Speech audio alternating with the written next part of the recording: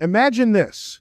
We live in an age where your phone can recognize your face faster than your own child might recognize your voice, where satellites orbiting 22 miles above the Earth can pinpoint your location within a few feet, and yet many of us still feel utterly lost. A time when we can store the entire Library of Alexandria on a microchip, but struggle to remember what it feels like to sit in silence and actually listen to each other, or to ourselves. This is the paradox of our era: unprecedented connection paired with unprecedented disconnection. We've mapped the genome, but not our own values. We're peering into black holes billions of light years away while forgetting to look our neighbors in the eye. We harness the atom's power, yet we still war over imaginary lines drawn in the dirt. If intelligence is rising, why does wisdom feel like it's in decline?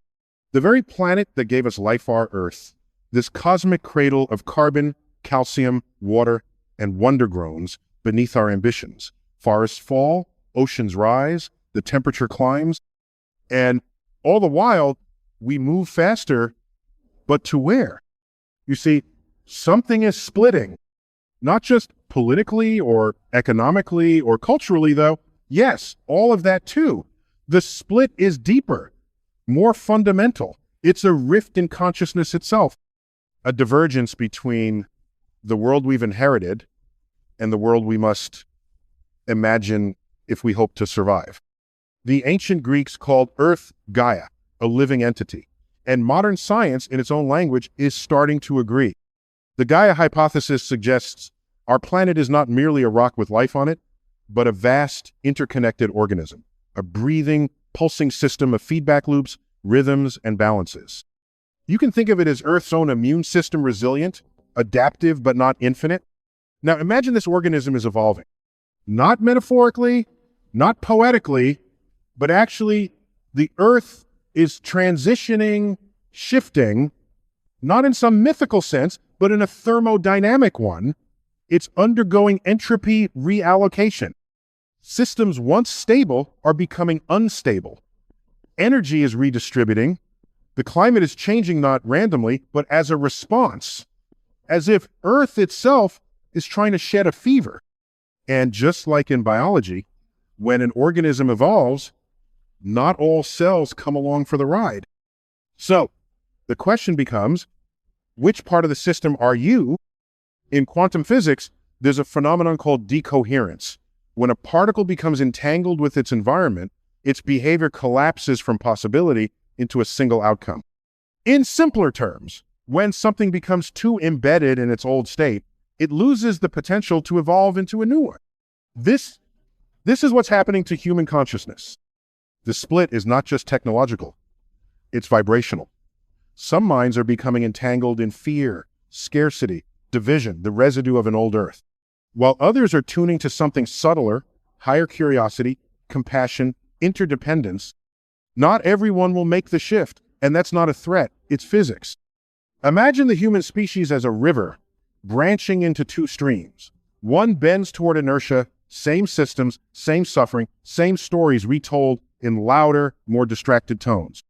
The other veers toward emergence, a path not yet fully seen, but deeply felt by those who listen closely. It's quieter, more spacious, a place where questions matter more than answers, and the heart finally catches up to the intellect. The split is getting bigger, but it didn't happen overnight. Centuries of disconnection from nature, from one another, from self have led us here. We mistook intelligence for wisdom, productivity for purpose, comfort for meaning. We worship data and dismiss doubt. We industrialized our minds the way we industrialized our soil stripping, both of their organic richness. And now, something ancient is calling us back. But make no mistake, this isn't regression, it's recalibration. What's emerging isn't mysticism, it's coherence, a return to the fundamental truth that the universe is not made of things, it's made of relationships. Gravity, electromagnetism, strong and weak nuclear force all of physics is about connection. Particles influence each other across vast distances. Stars are born from the collapse of prior stars. And you, sitting wherever you are right now, are quite literally made of atoms that once lived inside supernovae. You are not separate from this cosmos. You are not separate from this earth, and neither is your choice. So I ask again, not with judgment, but with clarity, will you ascend with the new earth or stay behind with the old? And yet, for all our progress, for all our data, our devices, our dazzling technologies, we have barely scratched the surface of the most important frontier, ourselves.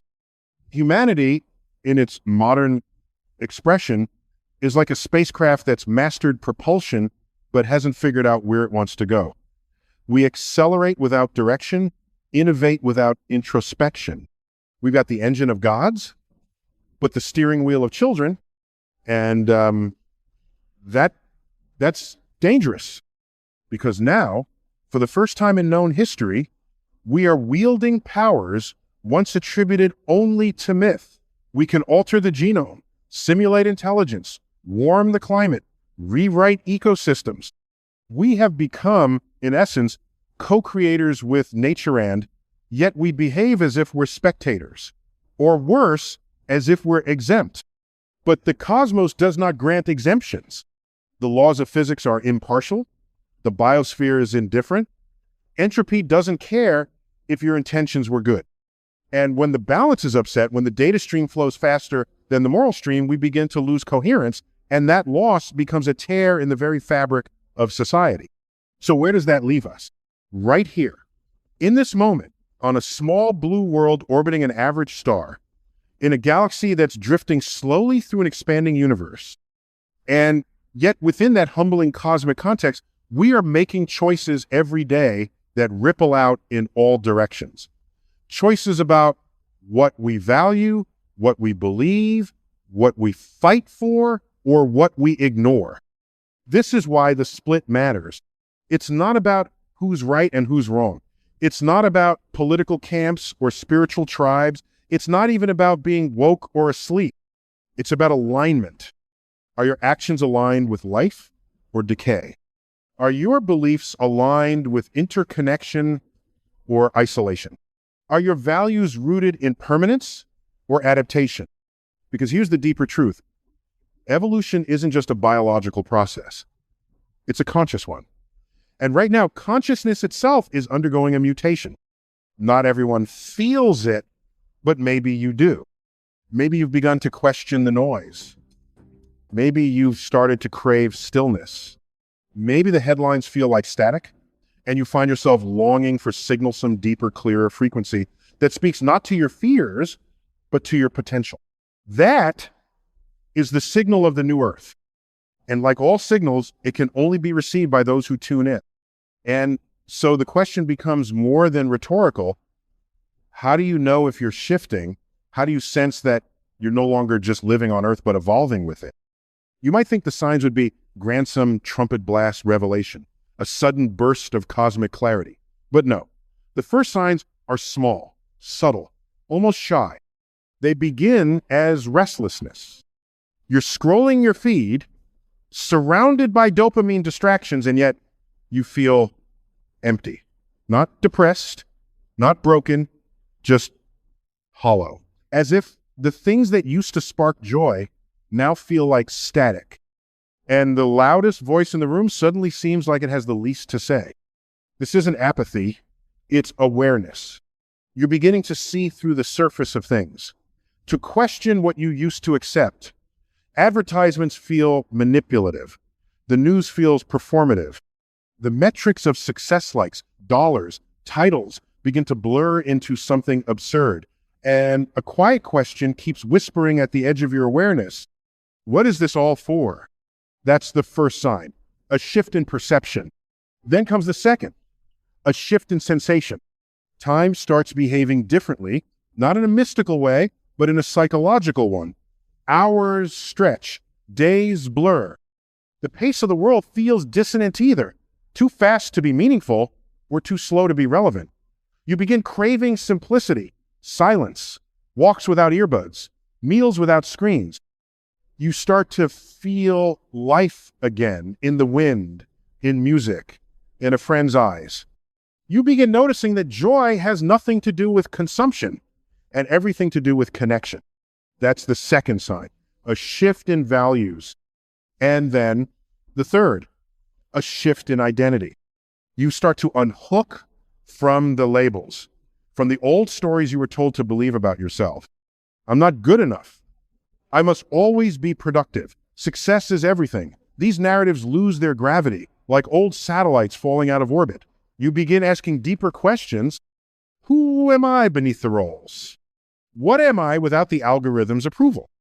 And most haunting of all, what kind of world am I helping to build just by being who I am every day? This is not an escape, it's an emergence. You're not running from reality, you're tuning into a deeper layer of it, one that doesn't scream, doesn't sell, doesn't beg for your attention, but instead waits patiently, like the stars, to be remembered. The split doesn't look like a crack in the ground, it doesn't arrive with fire from the sky or a blinking red alert, no. It arrives with contrast. Look closely, and you'll see it everywhere. On one side, you'll find a world still entranced by the theater of control. It shouts louder every day, compete, consume, conquer. Its currency is attention, and its commodity is outrage. It runs on division, us versus them, now versus never, success versus failure. This is the old earth. Its institutions are built on inertia. Its economy feeds on extraction of resources, yes, but also of time, of identity, of meaning. It tells you to climb ladders, chase titles, hoard wealth. It whispers that fulfillment is always just one purchase away. But like a mirage, that fulfillment recedes the closer you get. It is not evil. It is exhausted. Then on the other side, you'll find something else, quieter, gentler, sometimes harder to spot. It's in communities that prioritize cooperation over competition. It's in people who define wealth not by what they own, but by how much peace they carry. It's in conversations where listening is an act of love, not just a pause between replies. It's in food grown with intention, not haste. In art made with soul, not for algorithms. This is the new earth. It doesn't reject technology, it reclaims it. It asks not just, can we do this, but should we, and who benefits if we do? It doesn't idolize convenience, it honors balance. It doesn't demand perfection, it invites participation. Here, being awake doesn't mean being right. It means being real. And in this new landscape, you begin to realize the split isn't happening to you. It's happening through you. Every time you choose integrity over impulse, you step onto the new path. Every time you pause to listen, really listen, you step onto the new path. Every time you heal an old wound, instead of projecting it, you step onto the new path. And yes, every time you fall back into fear or reaction, you glimpse the cost of staying behind. But the beauty is this, you are never stuck because Earth, in her wisdom, is not punishing. She is patient. Evolution doesn't hurry, but it does not wait forever. So the next time you feel overwhelmed by the noise, the chaos, the endless scroll of fear and distraction, remember, the split is not about separation, it's about selection. Not who gets chosen, but what you choose. See, the new earth isn't waiting for you on a mountaintop. It's not behind some paywall of enlightenment or locked inside ancient scriptures. It's here. Now, unfolding in real time through your choices, your presence, your attention. But here's the catch. You don't get to talk your way into it. You must live your way into it. Because this isn't about believing in some better future. It's about behaving in alignment with it today, even when no one's watching, especially when no one's watching. Do you honor your word when it's inconvenient? Do you give when there's no applause? Do you slow down enough to notice the sacred in the ordinary? The new earth begins with embodiment. It's not in grand gestures. It's in the micro movements of daily life, choosing a meal that honors the planet, not just your appetite, speaking truth gently, not just loudly, noticing the humanity in the person bagging your groceries, not just their role, saying, I don't know, with humility, instead of faking certainty for status. This is not softness. This is sovereignty. Because when you align with higher principles, interconnectedness, compassion, curiosity, you become less reactive, less programmable. You no longer vibrate at the frequency of fear, and thus no longer feed the matrix that thrives on it. You don't need to overthrow the system, you outgrow it. This is the most radical form of rebellion, to stay kind in a world that teaches aggression, to stay present in a world addicted to escape, to build new systems not from vengeance, but from vision. The new earth won't be built by those who shout the loudest. It will be built by those who listen the deepest. And if you're still listening now, then maybe, just maybe, that builder is you. Zoom out for a moment. From the edge of the stratosphere, humanity is just a shimmer, a thin blue film wrapped around a rock. From the moon, we're a marble. From Mars, a star. And from the outer solar system, nothing visible at all. Yet here, on this flickering speck of dust, suspended in a sunbeam, a drama unfolds, a species awakening to its power and to its peril. Because here's the cosmic truth. The universe is not indifferent to your choices. Not in a moral sense, but in a structural one. Every action is a frequency. Every thought, a wave. And when enough waves cohere, they shape matter. Reality bends to resonance. So the new earth is not a fantasy. It's a frequency. It's not a destination. It's a decision. It begins when enough people are not perfect, but present start living as if love were the baseline, not the bonus. When enough minds break free from the fear economy and start investing in the future of life and not just their own, but life itself, it doesn't require everyone. Just enough. Enough to tip the scale. Enough to hold the vision when others forget. Enough to keep building the bridge even when no one sees the other side. And so I leave you with this. You are not small. You are not late. You are not waiting for permission. You are a node in a vast, intelligent web of existence, a signal, not a spectator, a pulse of consciousness born into matter, here to shape it.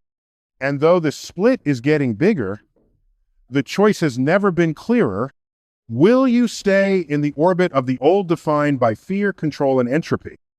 Or will you rise as steadily, humbly, quietly into a future where the laws of nature are not exploited, but embodied? Where love is not a luxury, but a law of physics? The split is not punishment, it's invitation. And the new earth isn't out there somewhere. It's waiting in you. So, which signal will you broadcast? Which world will you belong to? And what might the earth become if enough of us said yes to something higher? Thank you.